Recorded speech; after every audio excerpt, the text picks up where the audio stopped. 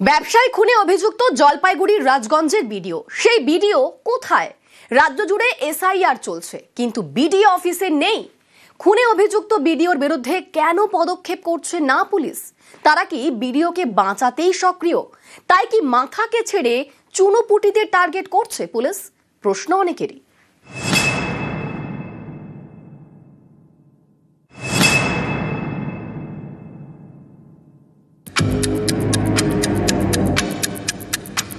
Jalpaiguri Rajganj block সারা রাজ্যের মতোই এখানেও চলছে এসআইআর চলাকালীন বিডিওর থাকা কার্যত বাধ্যতামূলক। সেখানে বিডিওরই দেখা নেই। সোনা ব্যবসায়ী খুনে অভিযুক্ত রাজগঞ্জের বিডিও প্রশান্ত বর্মন। এই বিডিও কোথায়? বৃহস্পতিবার তো অফিসেও যাননি। অফিসের সামনে দাঁড়িয়ে তার নীলবাতির গাড়ি।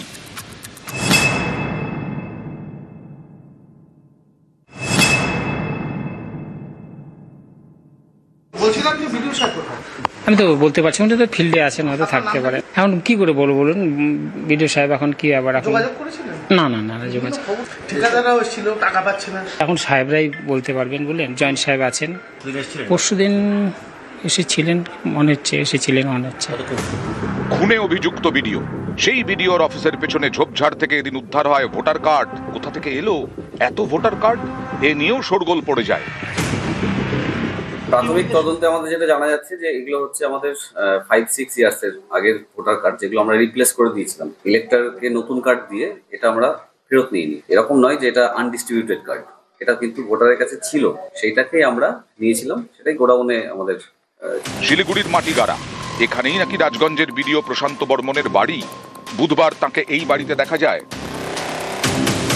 বৃহস্পতিবার আর এই বাড়িতে বিডিওর দেখা নেই।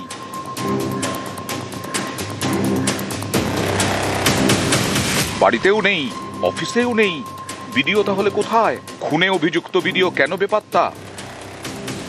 গত 30 অক্টোবর নিউ টাউনের যাত্রাগাছি থেকে উদ্ধার হয় সোনা ব্যবসায়ী স্বপন কামিল্লার ক্ষতবিক্ষত দেহ। 1 নভেম্বর বিধাননগর দক্ষিণ থানায় জলপাইগুড়ির রাজগঞ্জের বিডিও প্রশান্ত বর্মনের বিরুদ্ধে খুনের অভিযোগ করে নিহতের পরিবার। ময়নাতদন্তের প্রাথমিক রিপোর্টে পিটিয়ে খুনের প্রমাণ মিলেছে। এত কিছুর পরেও বিডিওর বিরুদ্ধে কেন পুলিশকে পদক্ষেপ করতে দেখা গেল না?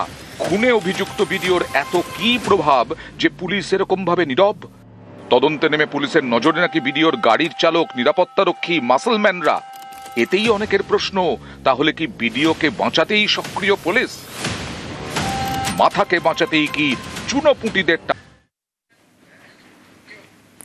খুনের অভিযোগে পাল্টা চক্রান্ত। সোনা ব্যবসায়ীর খুনে যোগ অস্বীকার বিডিওর। রাজগঞ্জের বিডিও প্রশান্ত বর্মনের চাঞ্চল্যকর বক্তব্য। নিহত স্বপন কামিল্লাকে চেনেন না বলেই দাবি করছেন বিডিও। খুনের দিন কলকাতায় ছিলেন না বলে দাবি। দাঁতনে উপস্থিতির ভিডিও কারসাজি বলে দাবি। নিউ টাউনে বাড়ি নেই এমনটাও দাবি করছেন রাজগঞ্জের সেই বিডিও। নিজের বা আত্মীয়র সোনা চুরি হয়নি বলেও দাবি তার।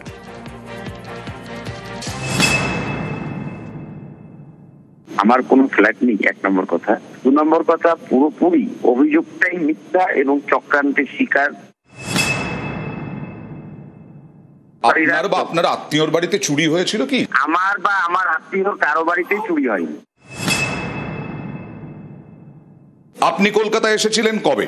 আমি কলকাতা গিয়েছিলাম অনেকদিন আগে। মানে 27-28 অক্টোবর আপনি কোথায় ছিলেন? আমি কলকাতায় যাইনি, 27-28 কলকাতায় যাই। আপনি দাঁতনে গেছিলেন? আমি কেন দাঁতনে যাব? নিউজ 18 বাংলায় একটা ভিডিও দেখুন, পরিবারের দেওয়ায়। স্বপন কামিল্লার বাড়ি হচ্ছে দাঁতনে, ওখানে কিন্তু আপনাকে দেখা যাচ্ছে। কি বলবেন বলুন তো? দেখুন, এখন কিসের যুগ চলছে আপনারা সংবাদ মাধ্যম তো ভালো করে জানেন। কার ছবি কিভাবে বিকৃত করে কি করা হয়, এটা আমি পরিষ্কার আপনাদেরকে বলছি। এটা একটা চক্রান্ত চলছে, চক্রান্তকারীরা চক্রান্ত করে যাচ্ছেন। সোনার দোকানের যিনি মালিক, স্বপন কামিল্লার বাড়ির মালিক, তিনিও বলছেন তাকে নাকি তুলে নিয়ে গিয়ে মারধর করেছে।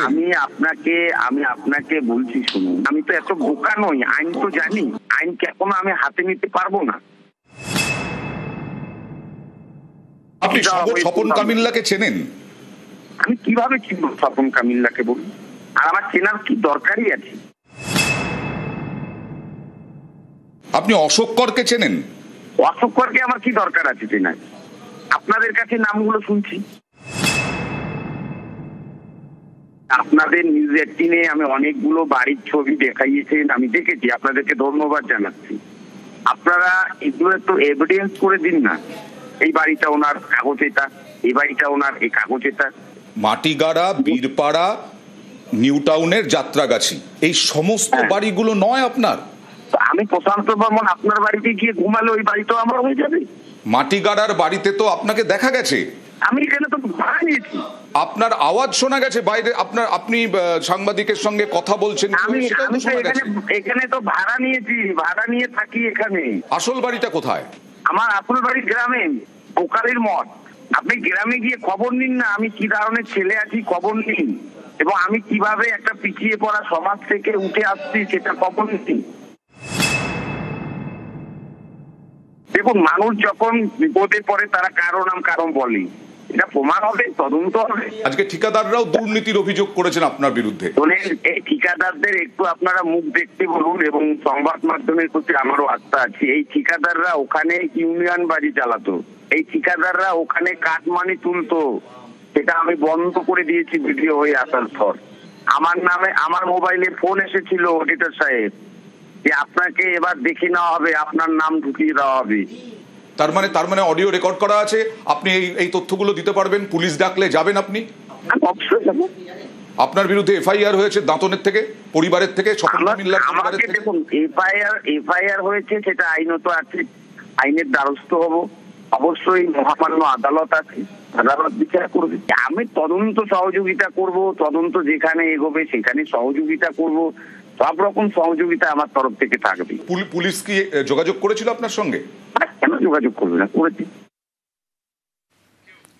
বাগডোগরার সেনা ছাউনি থেকে গ্রেফতার বাংলাদেশি পরিচয় লুকিয়ে ঠিকা সংস্থায় কাজ করতেন। তার থেকে উদ্ধার হয়েছে বাংলাদেশের পরিচয়পত্র, ভারতীয় ভোটার কার্ড এবং প্যান কার্ড। তদন্তকারীরা খতিয়ে দেখছেন এই বাংলাদেশি কি আসলে গুপ্তচর।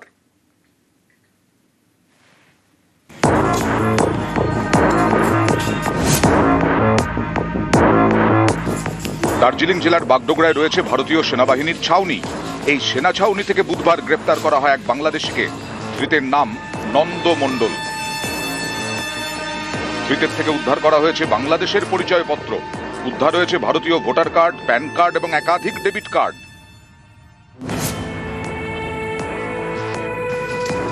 ধৃতকে জেরা করে পুলিশ জানতে চাইছে ভারতে থেকে গুপ্তচর হিসেবে কাজ করতেন কিনা, বাংলাদেশে কোনো তথ্য পাচার করেছেন কিনা, বাংলাদেশি হয়েও কিভাবে ভারতীয় নথি তৈরি করলেন। সম্প্রতি বাগডোগরার ব্যাংডুবি সেনা ছাউনি এলাকার রাস্তা তৈরির বরাত পায় স্থানীয় একটি ঠিকা সংস্থা। এই ঠিকা সংস্থাতেই সুপারভাইজার হিসেবে কাজ করেন ধৃত বাংলাদেশি নন্দ মণ্ডল। পুলিশের দাবি, বাংলাদেশি পরিচয় লুকিয়ে ঠিকা সংস্থায় কাজ পান নন্দ। ঠিকা সংস্থার কাজের সূত্রে একাধিকবার সেনা ছাউনিতে ঢোকেন। বুধবারও ঠিকা সংস্থার কাজের নামেই সেখানে যান। সেনা ছাউনিতে নিরাপত্তা রক্ষীরা তার পরিচয়পত্র দেখতে চান। মোবাইল ফোনে ভারতীয় নথি দেখাতে গিয়ে ভুল করে বাংলাদেশের পরিচয়পত্র দেখিয়ে ফেলেন। তখনই তাকে ধরে ফেলেন জওয়ানরা। পরে গ্রেফতার করে বাগডোগরা থানার পুলিশ। পুলিশের দাবি, জেরায় স্বীকার করেছেন তিনি বাংলাদেশি। 1990 সাল নাগাদ পরিবার নিয়ে ভারতে আসেন, ভারতীয় পরিচয়পত্র তৈরি করেন। 2002-এর ভোটার তালিকায় তার নামও আছে। জলপাইগুড়ির কোতোয়ালিতে নিজের বাড়ি, এখান থেকে একাধিকবার বাংলাদেশে যাতায়াত করেছেন। কেন বারবার বাংলাদেশে যাতায়াত? ধৃত ব্যক্তি কি বাংলাদেশের গুপ্তচর? তাই কি তথ্য পাচার করতে বারবারও পারে? খতিয়ে দেখছে পুলিশ। বাগডোগরা থেকে বিশ্বজিৎ মিত্র, নিউজ 18 বাংলা। 23 বছর আগে তৈরি হয় এগরা মহকুমা, কিন্তু এই মহকুমায় কোনো আদালত নেই, যেতে হয় কাঁথি আদালতে। সময় লেগে যায় প্রায় 2 ঘন্টা। এই সমস্যা এবার মিটতে চলেছে।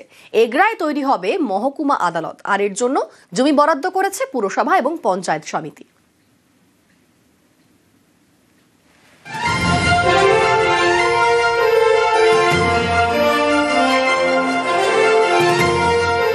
পূর্ব মেদিনীপুরের এগরা, এই মহকুমায় কোনো আদালত নেই। মামলা মোকদ্দমার জন্য যেতে হয় প্রায় 50 কিলোমিটার দূরে কাঁথি মহকুমা আদালতে। এতে সারা দিন চলে যায়। এই সমস্যা এবার মিটতে চলেছে। এগরা পাচ্ছে মহকুমা আদালত। এর জন্য পূর্ত দপ্তরকে জমি দিয়েছে এগরা পুরসভা এবং স্থানীয় পঞ্চায়েত সমিতি। এটা তো আমাদের এগরা মহকুমাবাসীর জন্য খুবই আনন্দের খবর, খুশির খবর, যে দীর্ঘদিন আমাদের মানে দাবি ছিল, সেই মতো এটা আমরা পেয়েছি। তাতে আমরা আনন্দিত এবং গর্বিত। 2002 সালে মেদিনীপুর ভেঙে তৈরি হয় দুই জেলা, পূর্ব মেদিনীপুর এবং পশ্চিম মেদিনীপুর। এরপরে পূর্ব মেদিনীপুরের কাঁথি মহকুমা ভেঙে তৈরি হয় এগরা মহকুমা। কাঁথিতে আগেই মহকুমা আদালত ছিল, কিন্তু এগরায় জমি জটের কারণে এতদিনেও আদালত তৈরি করা যায়নি। অবশেষে সেই জমি জট কেটেছে, এগরায় তৈরি হবে মহকুমা আদালত। পটাশপুর খাড় মৌজায় তৈরি হবে এগরা মহকুমা আদালত। এর জন্য পূর্ত দপ্তরকে প্রায় 2.5 একরের বেশি জমি দিয়েছে এগরা পুরসভা এবং পটাশপুর 2 নম্বর পঞ্চায়েত সমিতি। মহকুমা আদালতের পাশাপাশি তৈরি করা হবে বিচারক এবং আদালতের কর্মীদের থাকার জন্য আবাসন। এগরা মহকুমার যত কাজ এখন কাঁথি মহকুমাতে গিয়ে করতে হয়, যত তাড়াতাড়ি সম্ভব যাতে এই মহকুমাতে এগরা মহকুমা আদালত গড়ে ওঠে, তাতে এলাকাবাসী খুবই উপকৃত হবে। মঞ্জুরিকরণ হয়েছে এবং সুপারিনটেন্ডেন্ট ইঞ্জিনিয়ার মেদিনীপুরের কাছে এর এস্টিমেট এবং প্ল্যান গেছে, কাজ অতি সত্বর শুরু হবে। আমরা খুবই খুশি। প্রশাসনের পক্ষ থেকে এগরা মহকুমার আদালতের জায়গা চিহ্নিত ও হস্তান্তর কথা শুনতে পেয়ে এগরা মহকুমারবাসী খুশি। পূর্ব মেদিনীপুর এগরা থেকে পঙ্কজ দাসরথী, নিউজ 18 বাংলা। আইনি জটে আটকে যায় পাকা রাস্তা তৈরির কাজ, তবে 15 বছর পর সেই জট কাটলো। উত্তর দিনাজপুরের গ্রামে অবশেষে তৈরি হবে পিচের রাস্তা। দুদিকে চাষের জমি, মাঝখান দিয়ে গ্রামের রাস্তা। একটু বৃষ্টিতেই কাদায় কাদা, হাঁটা যায় না, দুর্ভোগ ওঠে চরমে। 15 বছর ধরে আইনি জটিলতায় আটকে ছিল এখানে পাকা রাস্তা তৈরির কাজ। এত বছর পরে সেই সমস্যা মিটেছে। উত্তর দিনাজপুরের গোয়ালপুকুরে তৈরি হবে পিচের রাস্তা। বুধবার হয় শিলান্যাস। এখানকার জনসাধারণ যতগুলো আছে সবাই খুশি। আচ্ছা, সবাই খুশি রাস্তাটা নিয়ে, কারণ 15-20 বছর ধরে এই সাজাটা ভুগতেছি। যাওয়া আসার কষ্ট খুব, প্রায় মানে খুব কষ্ট হয়। আচ্ছা, অ্যাম্বুলেন্স আসতেই পারে না, তো কোনো ডেলিভারি কেসে কোনো বড় পেশেন্ট হয়ে গেলে এটা নিয়ে খুব কষ্ট। গোয়ালপুকুরে প্রায় 3 কিলোমিটার রাস্তা। এই রাস্তা পাকা করার জন্য বছর 15 আগে কাজ শুরু হয়। অভিযোগ, সেই সময় কয়েকজন সিপিআইএম নেতা ঠিকাদার সংস্থার থেকে তোলা চান। এই নিয়ে জল গড়ায় আদালতে। আইনি জটিলতায় রাস্তার কাজ বন্ধ হয়ে যায়। 15 বছর পরে সেই মামলার নিষ্পত্তি। গোয়ালপুকুরের গ্রাম পেতে চলেছে পিচের রাস্তা। পিচের রাস্তা তৈরির জন্য বরাদ্দ হয়েছে 33 লক্ষ টাকা। বামফ্রন্টের সভাধিপতি ছিল, তখন কোনো জটিল প্রবলেম হয়েছিল, সেই জন্য এজেন্সি হাইকোর্ট করেছিল। তারপরে রাস্তা হলো না। তারপর আমাদের মন্ত্রী সাহেব জিনিসটাকে ভেরিফাই করলো, তদন্ত করলো, আমাদের ডিএম সাহেবকে নিয়ে। তারপরে রাস্তাটা উইথড্র করাইছে এজেন্সিকে। তারপরে রাস্তা স্যাংশন হয়েছে, আবার টেন্ডার হলো। উত্তর দিনাজপুর থেকে চঞ্চল মোদক, নিউজ 18 বাংলা। এতগুলো বছর পর বাঙালির স্বপ্ন পূরণ, প্রথম বাঙালি বিশ্বকাপ জয়ী। আজ শিলিগুড়িতে বিশ্বজয়ী রিচা ঘোষ। ঘরের মেয়েকে রিচাকে সংবর্ধনা জানাতে তৈরি শিলিগুড়ি।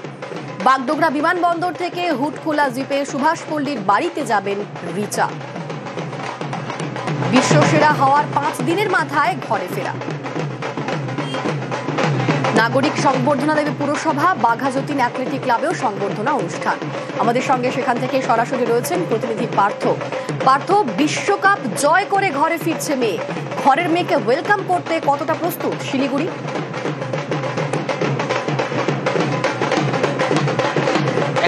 একেবারে তাই। দেখো, যে প্রথম বিশ্বকাপ জয়ী বাঙালি, তার বাড়ি ফেরা আজ। বিশ্বকাপ জিতেছে, আজ 5 দিনের মাথা সে ঘরে ফিরছে। এবং আমরা এই মুহূর্তে কিন্তু দাঁড়িয়ে আছি সেই রিচা ঘোষের বাড়িতে। সেই রিচা ঘোষের বাড়িতে কিন্তু সাজিয়ে তোলা হয়েছে, সুন্দরভাবে সাজিয়ে তোলা হয়েছে এবং তার প্রস্তুতি চলছে। রাজকীয়ভাবে বরণ করে নিতে প্রস্তুত কিন্তু শহরবাসী। সোনার মেয়েকে রাজকীয়ভাবে বরণ করে নিতে প্রস্তুত।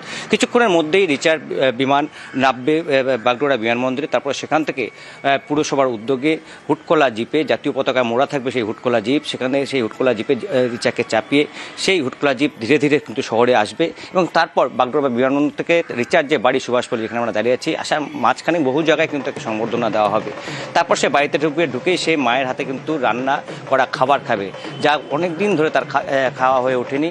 এবং তার যে প্রিয় খাবার, সেই ফ্রাইড রাইস এবং চিলি চিকেন, শেষ মুহূর্তে কিন্তু সেটা বাতিল করেছে রিচা নিজে, যেহেতু গত কয়েকদিন ধরে যার হেক্টিক শিডিউল চলছে। এবং সেই জন্য কিন্তু আজ তার মা একেবারে প্লেন নিরামিষ রান্না করছে। ডাল, ভাত, বেগুন ভাজা, প্লেন পনির এবং শাক সবজি একটা মিক্সড ভেজ তৈরি করছে তার মা। সকাল থেকে তার মা কিন্তু রান্না করে ব্যস্ত, মেয়ে রান্না তৈরি পছন্দের খাবার তৈরি করার জন্য। একেবারেই যখন ঘরে ফিরছে মেয়ে, স্বাভাবিকভাবে তাকে কি খাবে মেয়ে, তার জন্য তো অবশ্যই সমস্ত প্রস্তুতি সকাল থেকেই সারছেন মা। কি বলছেন তিনি, শোনাবো। ও বলেছে এখন ওর আবদার যে এখন আমি একদম প্লেন সবজি ভাত খাবো। ডাল ভাত শাক সবজি একটু ভাজা একটু চাটনি একটু পায়েস। ও চিকেন খাবে না বলেছে, কারণ এতদিন এইসবই খেয়ে খেয়ে এসছে, আমি এখন আর ওটা খাবো না, তুমি প্লেন। হ্যাঁ ওটা তো হবেই, পনিরে এমনি একদম প্লেন পনির। আর কিছুক্ষণের অপেক্ষায় আছি কখন ঢুকবে।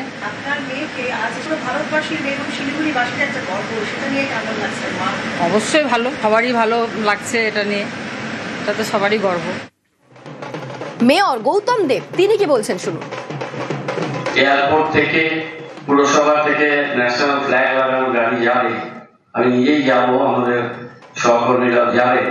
তো রিচাকে ওখানে সম্মাননা দিয়ে ওর বাবা মা থাকবে, রিচাকে হুট খোলা গাড়িতে আমরা শিলিগুড়িতে নিয়ে আসতে চাই। গাড়ি কনভয় থাকবে, ওয়ার্ড থেকে তারা তাদের মতো করে অনুষ্ঠান করবে বাড়ি। রিচার এই সাফল্য, এই জায়গা থেকে বিশ্ব মঞ্চকে জয় করা, এটা কিন্তু আমাদের একটা বিরাট মাইলস্টোন। আজ এসএসসির একাদশ দ্বাদশ পরীক্ষার রেজাল্ট, চূড়ান্ত উত্তরপত্র আজ আপলোড এসএসসির। 34 বিষয়ের উত্তরপত্র আজ আপলোড করবে এসএসসি। সুপ্রিম নির্দেশে 14 সেপ্টেম্বর হয় এসএসসির একাদশ দ্বাদশ পরীক্ষা। আমাদের সঙ্গে রয়েছেন প্রতিনিধি সোমরাজ, আরো বিস্তারিত বলবে সোমরাজ। আজ সন্ধ্যের পর স্কুল সার্ভিস কমিশন একাদশ দ্বাদশে শিক্ষক নিয়োগের লিখিত পরীক্ষায় ফল প্রকাশ করবে। মূলত লিখিত পরীক্ষায় ফল প্রকাশ করা হবে কোন পরীক্ষার্থী কত নম্বর পেয়েছে তা জানানোর জন্য, এবং তারপর স্কুল সার্ভিস কমিশনের তরফে ইন্টারভিউ নেওয়ার প্রক্রিয়া শুরু করা হবে।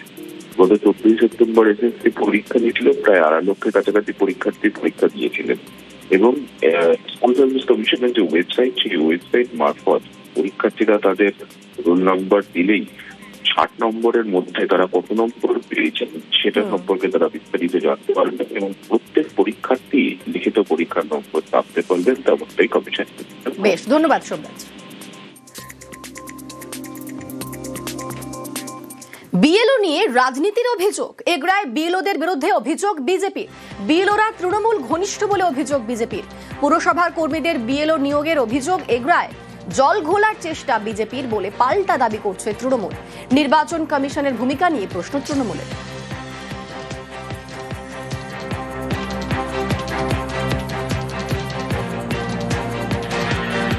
নারী পাচার তদন্তে ইডির তল্লাশি, আর্থিক তছরূপের অভিযোগে তদন্ত, শহরের 3 জায়গায় ইডির তল্লাশি। সল্টলেক, দক্ষিণ দমদমে ইডির অভিযান, রেস্তোরাঁ পানশালার আড়ালে নারী পাচারের অভিযোগ।